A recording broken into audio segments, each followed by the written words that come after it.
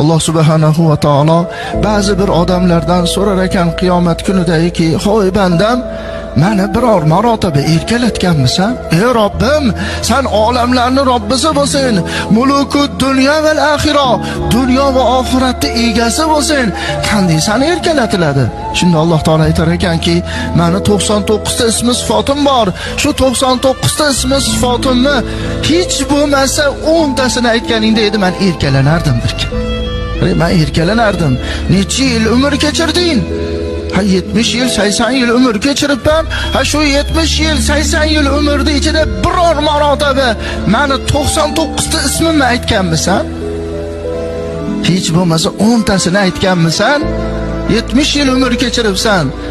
Agar sen menga hech bo'lmasa 99 ta ismi sifatimdan 10 tasini bo'lsa ham aytib, "Ey Robbim, ber" deganingda, men erkalanib farishtalarga aytardim, "O bandamni qaragin, bir maqsadi bor ekan, mendan bir so'rashligi bor ekanki, ismlarimni aytib turibdi-da, guvoh bo'linglar, nima so'rasa beraman" deb Alloh taolo turib olar ekan.